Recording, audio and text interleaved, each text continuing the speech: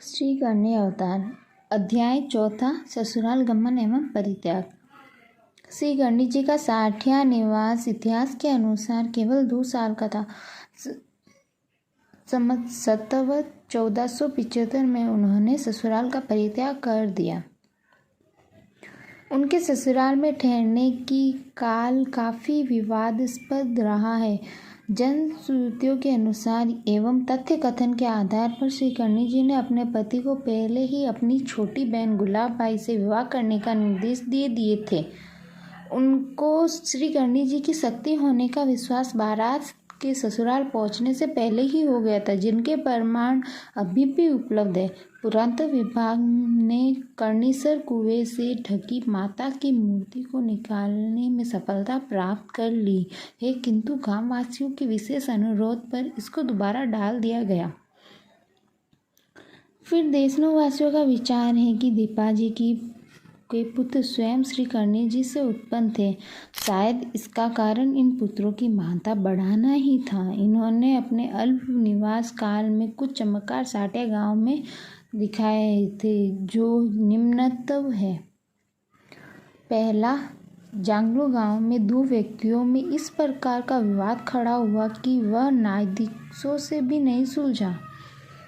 कुछ समय बाद लोगों ने उन व्यक्तियों को साठिया गांव जाकर श्री करणी जी से न्याय रोने की सलाह दी। जब वे श्री करणी जी से न्याय कराने के लिए साठिया गांव पहुंचे तो उन्होंने कच्चे दूध का एक लोटा उन व्यक्तियों के सामने रख दिया। वह उनमें से बारी बारी प्रत्येक को अपने हाथ डुबाने को कहा। लोटे में हाथ डुबाने पर एक व्यक्ति का हाथ जल गया। वह लोग मात्र इतने ही में ही संतुष्ट होकर देवी जी को प्रणाम करके अपने गांव लौट गए। दूसरा, श्री करणी जी के मामा श्राप के कारण दुखी होकर इधर उधर भटकने लगे थे। अंत में साठिया गांव आए। वह श्री करणी जी से भात न लाने के कारण क्षमा याचना की एवं उनकी पूर्ति के लिए समस्त गांव को अपने गांव आठा चलने के लिए निमंत्रित किया, किंतु श्री करणी जी ने कहा दिया कि दिया हुआ श्राप अवश्य पूरा होगा। अब तुम लोग किसी पहाड़ के निकट जाकर बसो, तभी तुमको शांति प्राप्त होगी। ये तथ्य है कि आठा शाखा के समस्त चारण जो पहाड़ के तलहटी में बसे हैं, केवल वे ही खुशहाल हैं। अन्य सभी मैदानों में आज भी भटकते फिरते हैं।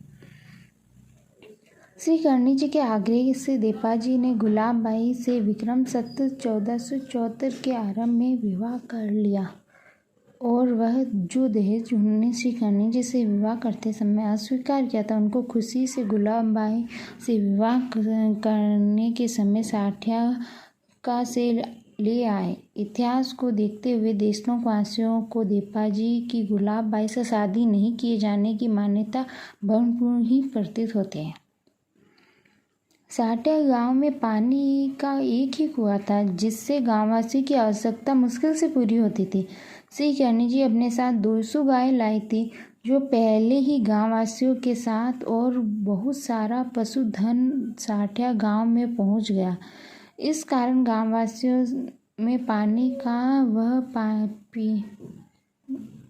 में पीने के पानी के विषय को लेकर विरोध उत्पन्न हो गया, जो एक विकट समस्या के रूप में गांववासियों में फैल गया। इसके प्रभाव में आकर गांववासियों ने श्री करणी जी से उनकी गौओं को पानी पिलाने के लिए बारी बांधने का आदेश दिया। वह ये बात कूटनीतिक रूप से उनके समक्ष रखी गई। इससे करणी जी रुष्ट हो गई। उन्होंने कहा कि इस कुएं का पानी खारा हो जाएगा और हम वहीं पर निवास करेंगे जहाँ पर गो धन की प्यास बुझेगी।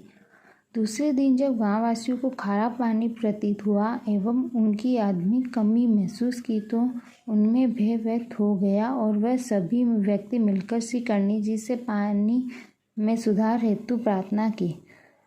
उनकी प्रार्थना के बाद श्री करणी जी ने कहा, पानी का स्वाद नमकीन अवश्य रहेगा, किंतु तुम लोगों को जरूरत भर के अनुसार पानी ही मिलेगा। मैं अपने गोधन के साथ आज ही गांव से प्रस्थान करूंगी। जहाँ भी सूर्य अस्त होगा वही मेरा निवास स्थान बनेगा। गांववासियों ने श्री करणी जी को विभिन्न प्रकार से मिन्नतें कर की, परंतु किसी भी प्रकार से वह रुकने को तैयार नहीं और अपने चुने हुए सेवकों और पशुओं के को साथ लेकर विक्रम संवत 1475 में की जेठ शुक्ल नवमी को दोपहर बाद ससुर सास पति एवं अन्य संबंधियों को साथ लेकर दूसरे दिन यात्रा करने के लिए गांव की सीमा से बाहर आ गए।